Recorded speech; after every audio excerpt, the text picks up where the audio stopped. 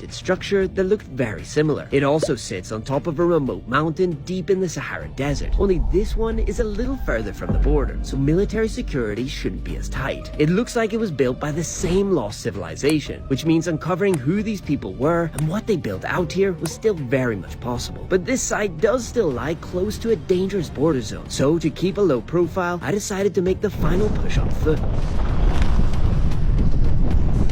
This location is buried, but I also gotta take a moment to say that I was very excited to be officially hiking solo in the Sahara Desert. Now you might be wondering, like I was, where all the sand is, but actually only about 25% of the Sahara Desert is sandy. Most of it is rocky like this, and the reason why is absolutely crazy, but we'll get into that a bit later. So I've come into a dried riverbed now, and it seems to be leading towards the mountain, which is great. Maybe when this was built, this was a flowing river, not dried up. Now dried riverbeds are actually very common to find in the Sahara Desert, because as recently as 5,000 years ago, the Sahara was a green and fertile landscape. It was filled with rivers, massive lakes, grasslands, and a huge amount of wildlife. But when the climate changed, it changed fast. In just a few hundred years, this lush landscape transformed into the desert we see today. So if the structure we're heading towards was built when this river was flowing, then it could be well over 5,000 years old.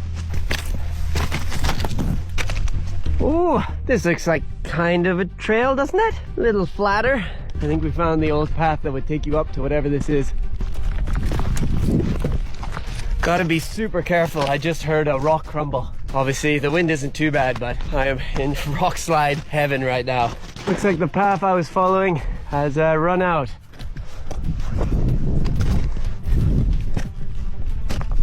We are so close now, but definitely the most dangerous part. If I misplace my foot, I'm going down. That's the dry riverbed I was in earlier. We started way back, and we are almost at the summit now. Super close. There's the wall, almost there.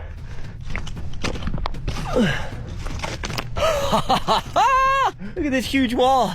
Not sure, but it would have been very small. 1, 2, 3, and I'm sure more here that has crumbled.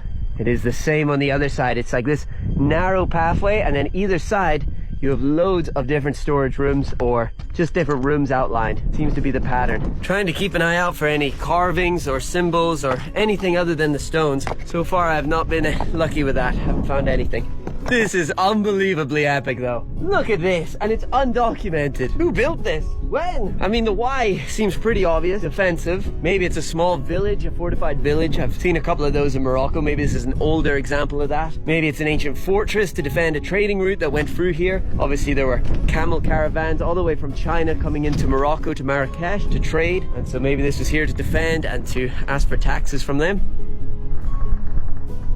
What I'm gonna do now is get a bird's eye view. Now I can't use a drone because I'm too near a military area, but I have my Insta360 and I'm gonna put it on a big selfie stick. We can get a view from above. I think seeing it up above will really help us get an idea of what this could be and also help me later with research to get another perspective. Let's get this thing up.